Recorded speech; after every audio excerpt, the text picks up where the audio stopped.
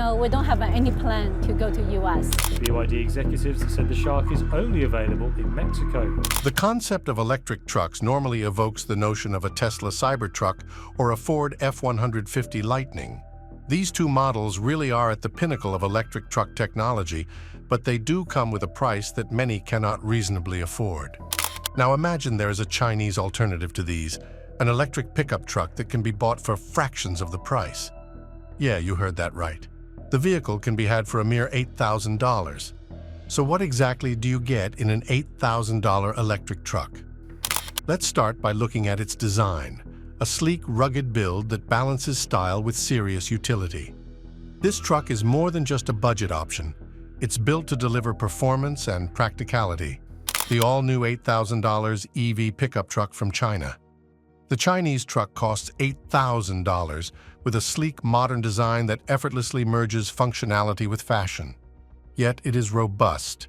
It does miracles on whatever daily going to, work commutes, or most extreme of terrains one gets it on. Regarding interior space, little is shown, but logically, plush seats, ample space, and a well-appointed dashboard may be presumed. The brand really manages to pull off the user experience fantastically by offering intuitive, ingenious design. Soon after, the government all over China supported the innovation of electric vehicles to make the driving experience much more fun and intuitive. It's all about performance and impressive capabilities despite the modest price. The electric truck is capable of promising 300 miles on one single charge, which is remarkable for an affordable Class EV truck. Its versatile setup is good for city driving, long-distance travel, and light cargo. Specifications on power are not yet released, but word has it that it might stand shoulder to shoulder with conventional gas-powered trucks in hauling capacity, making it an attractive option for those looking for a decent work truck on the cheap. For such a workhorse, compared with the many competitors where prices go through the roof, this truck is very cheap.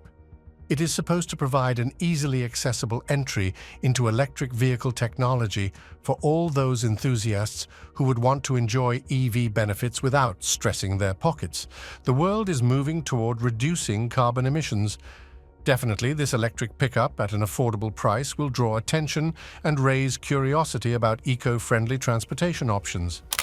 With its long range on a single charge, this is well positioned as an ideal solution that can offer hassle-free motoring to help consumers keep fuel costs to a minimum and reduce the impact on the environment, a factor of growing importance within the automotive sector.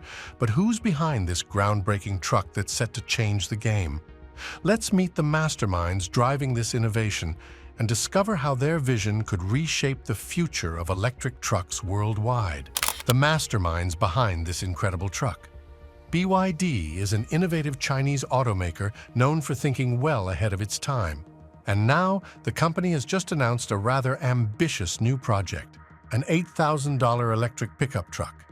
With their reputation for churning out very reliable yet cost-effective electric vehicles, this might be another game-changing model from the company. While it has not yet entered the US market, BYD is making inroads in most other parts of the world. Thailand seems an appropriate location for this revolutionary vehicle to make its international rounds on the changing electric vehicle landscape.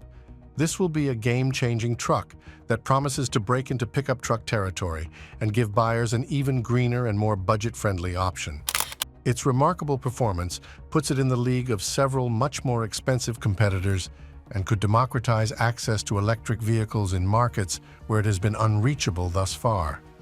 But with the unremitting push of the boundaries by BYD in pricing strategy and rapid innovation, the future of the electric pickup looks highly promising and way more affordable.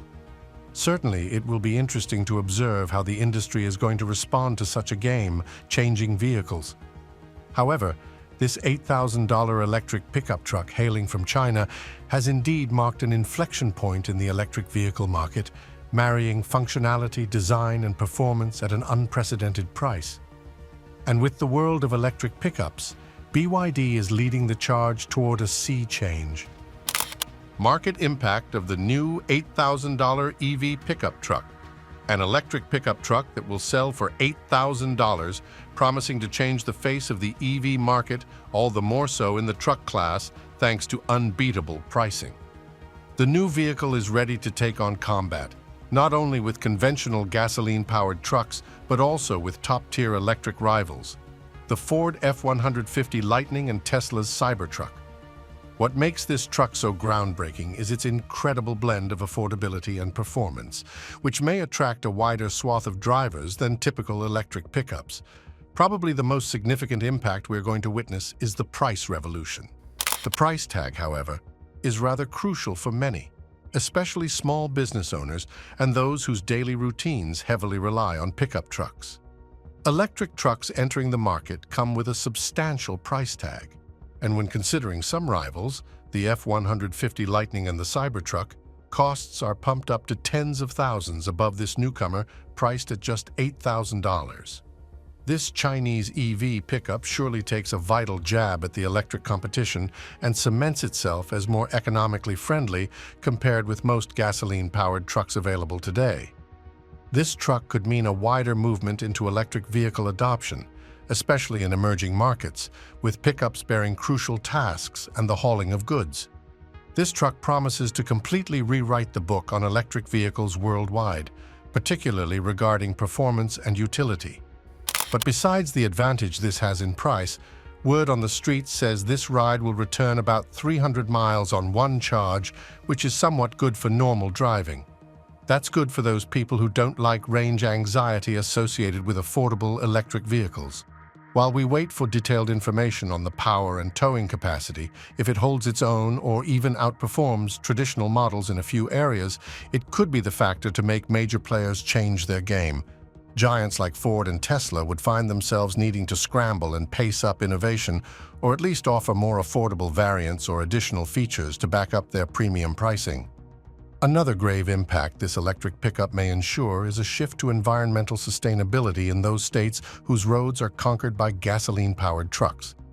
Electric pickups constitute some of the most voracious fuel consumers and a substantial source of carbon emissions.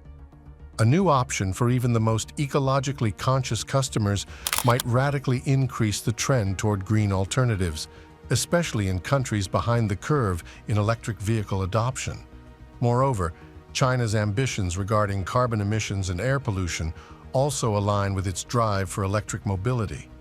A budget-friendly pickup could be a very important stepping stone toward that goal. This may also drive competitors to revise pricing and availability. Today, S electric truck market is niche, globally driven by Tesla and Ford. With this affordable Chinese entrant, serious players should expect significant strategy recalibration.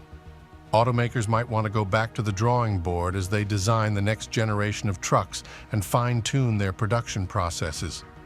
With any luck, if this cheap model is successful, it might usher in a new generation of new ideas and perhaps force prices to fall across the industry. Let's look at some areas where this truck may fail to impress the marketplace. But as promising as this truck seems, it's not without its hurdles. Could these obstacles hold it back from truly disrupting the market, or will it rise above the competition? Let's explore the potential pitfalls that might stand in the way. Challenges facing the new $8,000 EV truck. The electric pickup truck from China, about to reach the market, promises a revolution in terms of affordability, but faces many challenges. First and foremost would be the direct competitors, Ford, Tesla, and Toyota. These well-known brands have vast networks and histories of reliability and performance that customers implicitly believe in. With the new vehicle finally getting some grip in the competitive pickup truck segment, especially at this economical price, it needs to offer something more than just an affordable price tag. Another big challenge is that design and engineering have many minute details. While we wait for complete specifications regarding the performance of the truck, the real challenge actually lies in providing what has been promised as a great power with extended range capability. Pickup truck enthusiasts want strong workhorses that can handle big jobs, whether that be hauling a trailer or driving down rough terrain. If this electric pickup truck fails to perform in such a manner, serious obstacles will block the path of this segment towards significant market share, especially within the United States, where pickup trucks have long been looked upon as the ultimate workhorses. For this model to stand out in class, it needs to find a balance between value and durability, offering practical features pickup truck drivers use day in and day out. Then there is the issue of the battery technology itself. The long-range electric trucks of today boast an estimated 150–330 miles of range, taking up to 10 hours to charge. The new model raises eyebrows regarding its claimed range and longevity. One of the huge questions mark in the field of EVs is how long the batteries will last and how accessible charging stations will be. With the much lower price of this truck, many will be asking whether the truck's battery can really give its advertised range or if it will lack in longevity. If the truck falls short of the promised ranges, it may deter buyers accustomed to longer journeys without frequent charging stops. In particular, the sparse charging infrastructure, especially in those regions of the country where the truck could extend its reach, would be a barrier to the truck's attractiveness. Entering the US market is like overcoming an obstacle course, not one of those minuscule courses. This is a serious course of obstacles. It may do well in China or other Asian markets. Still, the case will be very different in the US. BYD, behind this innovative truck, is not represented in the US market at the moment. Therefore, it has to create distribution networks and service centers and invest more heavily in marketing to leave a mark within the competitive environment. In the US, there are many car brands like Ford and Tesla which enjoy years of brand history and, correspondingly, very loyal customers. It is not enough to aggressively price the cars to steal customers from their traditional brands. The business has to excel in performance, ensure multiple safety features, and provide customer service that is indeed wowing the buyers. The second major challenge, but relevant for the entire electric vehicle industry, is the depressed worldwide demand for the products of electric vehicle makers. Recent highs in electric vehicle demand, economic factors, and questions over supply chains for all materials used to make batteries, and the environmental benefits of EVs relative to conventional vehicles have caused demand to start shrinking. This new truck launches into a market that is finally cooling off on electric vehicles, particularly in those regions where once sizzling EV incentives have begun to dissipate. But despite the growth, there are a myriad of obstacles for BYD to overcome. It needs to prove that its product can stand head-to-head with the giants in performance, styling, and durability. Perhaps more importantly, it must overcome concerns about battery life and charging station availability in states where EVs aren't so well supported. The largest tasks that lie ahead for BYD will be the overcoming of US market barriers and the response to the decline of global demand for EVs.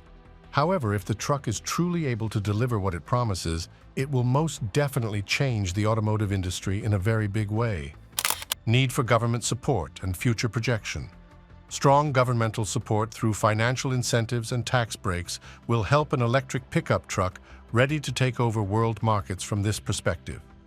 That has been very apparent in China's present position in the electric vehicle market, with a great price barrier reduction through generous subsidy programs and friendly tax laws.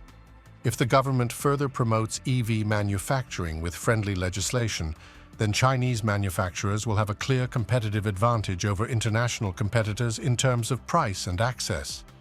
The wide availability of a comprehensive network of user-friendly charging stations at reasonable prices will also be very important in the mass adoption of these trucks. In any case, this segment is expected to see a surge upward in sales, particularly in major global markets. One of the big challenges, however, remains grabbing US market share from other well-established players like Tesla and Ford. There is quite a remarkable rise in the EV world in China, with BYD recently surpassing Tesla as the world's largest maker of EVs. Without question, international policies will play a huge determining role in the success of this truck's entry into very high-demand markets like the US, Europe, and others. Ongoing negotiations and changing dynamics within China's trade relationships with various countries will go a long way toward easing this vehicle into foreign markets with ease. This electric pickup can surely bring a lot of difference in the world of automobiles with proper governmental support, mainly in export policies. Moreover, it can directly compete with luxury models like Tesla Cybertruck and Ford F-150 Lightning, providing much better value without compromising on functionality. Later, the success of such an affordable pickup might drive a wave of novel introductions, manufacturers developing their own affordably priced electric vehicles. The actual impact would be that if this happens, competitors will start reducing prices or coming up with more economical variants, probably leading to intense competition in the EV market that would drive overall costs down and increase consumer access. Chinese manufacturers can flex their muscles by being able to disrupt the industry through quality, innovative vehicle production at competitive prices. This trend is likely to continue and further make electric options more affordable across a wider range of vehicle types than pickups alone. This truck will possibly inspire other nations to do better with their offerings in the electric vehicle segment in a larger way. Besides, the reduction of pollution and augmentation of renewable energy resources appear to be in line with what China has engaged in and is being advocated globally for transportation solutions in a sustainable manner. China's journey into space exploration. The passion for space in China began with the invention of the first ballistic missile and rocket programs. These were launched in response to the military threat from America during the 1950s. The government of the People's Republic of China initiated this program as a strategy to defend their nation against adverse threats. Later, in the 1970s, China launched its first satellite called Dongfang Hong. Consequently, China became the fifth nation to launch a successful satellite into space. At the end of April 1970, China launched its first independently orbiting satellite to become the fifth country to do so. Dongfang Hong 1 was the first in a series of satellites developed under China's Dongfang Hong space satellite program. However, China was not deterred by this incident. In 2003, the astronaut Yang Liwei flew in space for about 25 hours in the Chinese spacecraft Shenzhou 5. By achieving this unbelievable feat, China became the third country in the world after the United States and Russia which sent humans into space. With this achievement, China's rocket technology received much attention and accolades from the industry.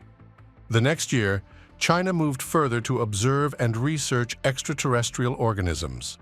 Now, the moon was the focus of their activities. In January 2004, the Chinese moon orbiting program was approved, and later, the Chinese named it the Chinese Lunar Exploration Program. It was divided into 3 phases. Hence, all major scientific developments in China concerning space research started at this stage.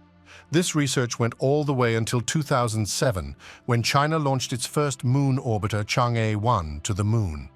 The program was named after the Chinese goddess of the moon. It took about 13 days for Chang'e-1 to reach the moon and thus cleared the path for the following missions, such as Chang'e-2, which was launched in 2010. Chang'e-3 consisted of 2 major units, the 1,120 kilograms lander and the 120 kilograms rover, which was called Y4, meaning Jade Rabbit. In fact, it was named for a mythical rabbit companion to the moon goddess Chang.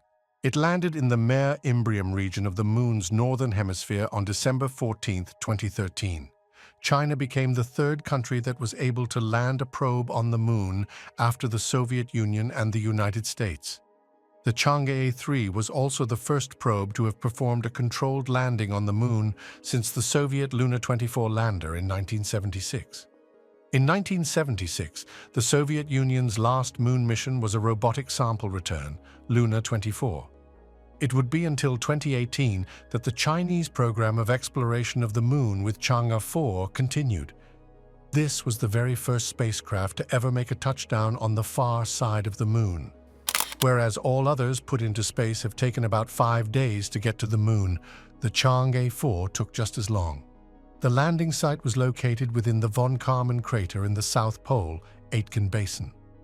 This region was probably produced by a huge asteroid impact that might have carried material from the upper mantle to the surface of the moon. The mission of Chang'e 4 has well established the fact that the far side of the moon had an older crust that was much thicker and contained more and deeper craters than that of its near side.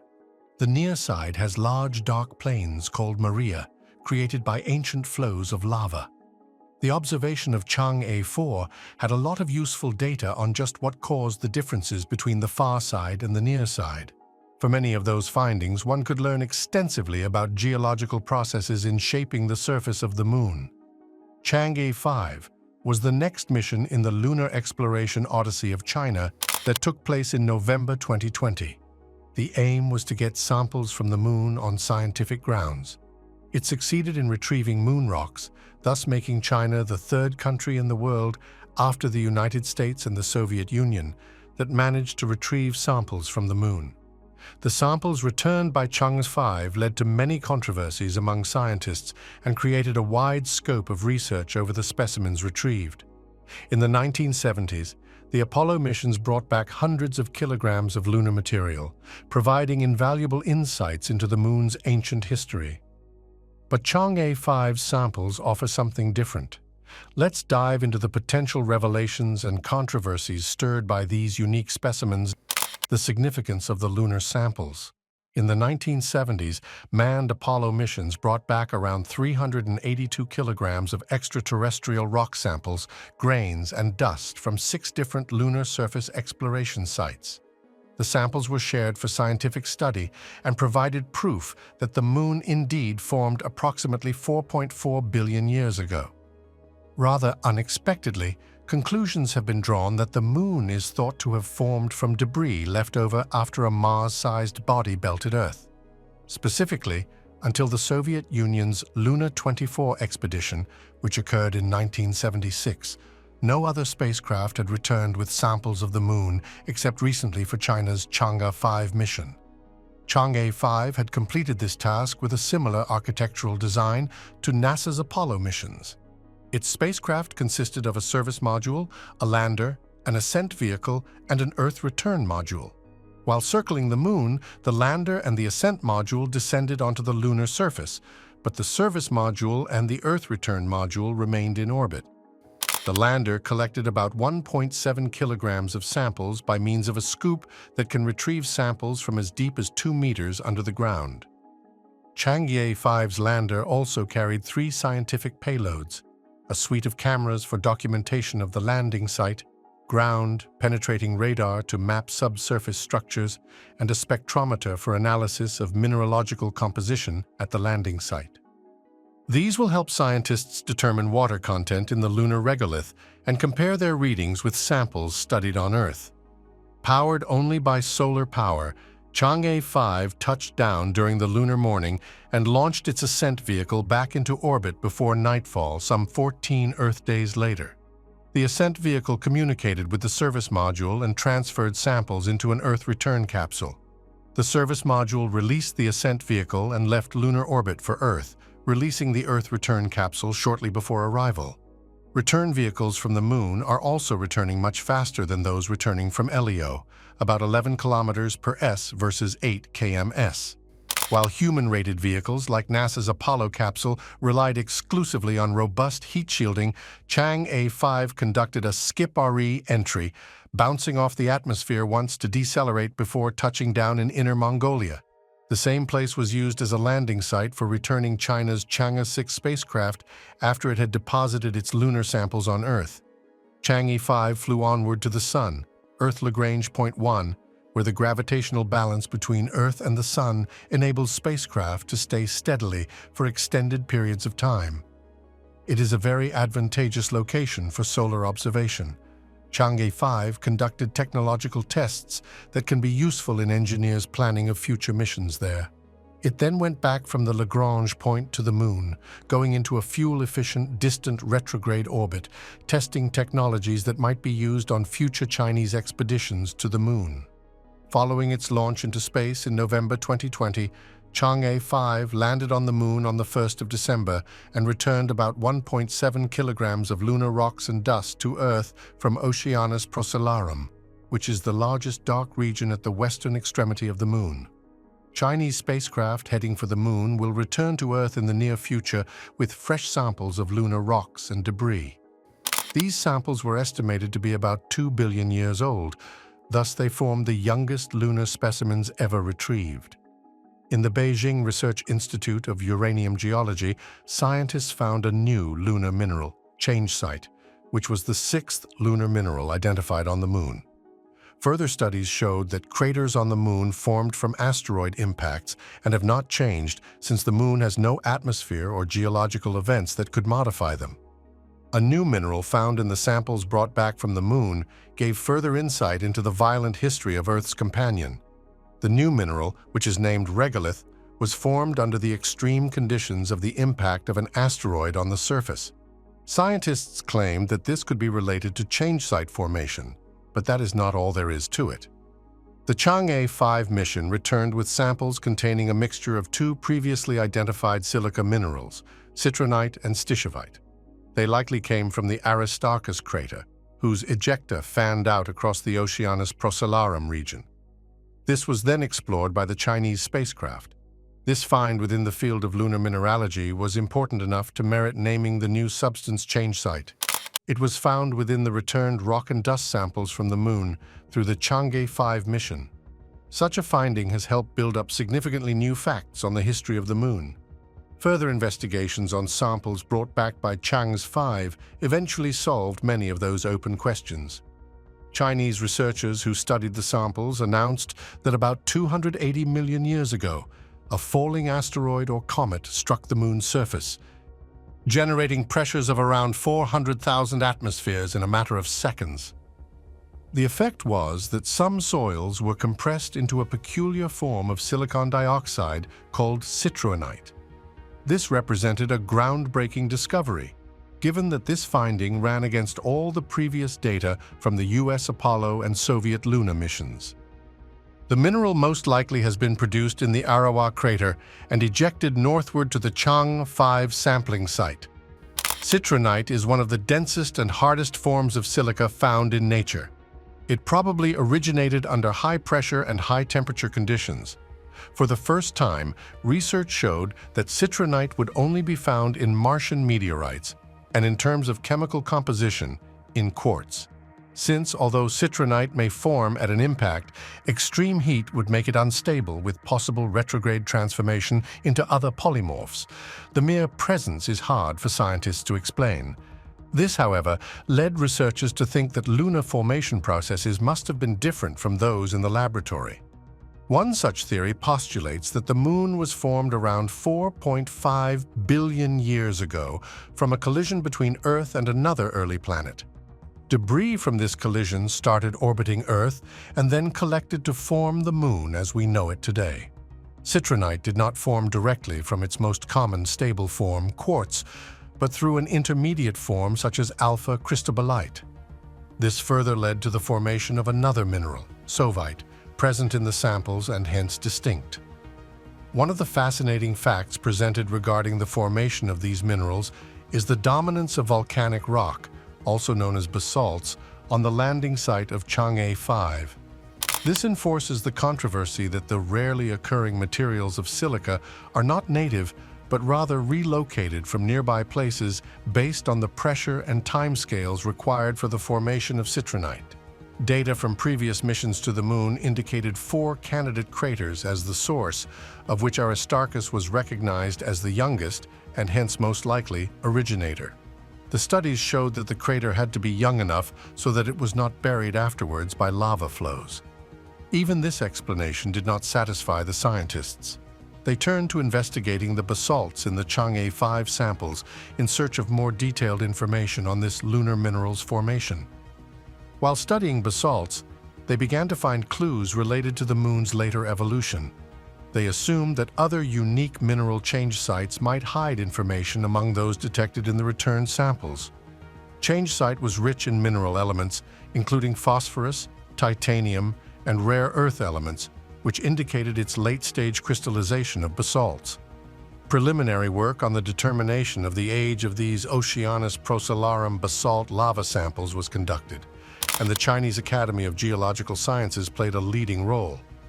This filled in an important gap in the available sample ages from lunar rocks that would help in the further calibration of planetary crater chronological tools. China's lunar exploration has been achieving big milestones, most recently in the mission of collecting samples from the far side of the moon. The Chang'e 6 module landed in a volcanic basin near the southern pole of the moon and lifted to Earth very valuable geological specimens. Curiously enough, this mission advanced from the accomplishments achieved by its forerunner, Chang'e 5, which had deployed the first Chinese flag on lunar soil. This flag was made of composite material and designed in such a way as not to fade or deform in the extreme conditions on the moon. Much testing over the last year has kept the colors bright in extreme temperatures, a testament to the growing know-how of China in space explorations and their commitment to continuous research on the moon. The future missions promise much more light on Earth's celestial neighbor. Feel free to express your opinion on the latest achievements in China's lunar exploration. Please leave a comment in the comment box below. And also remember to like, share, and subscribe for more. Now watch this video that appeared in this broadcast. You might find it interesting.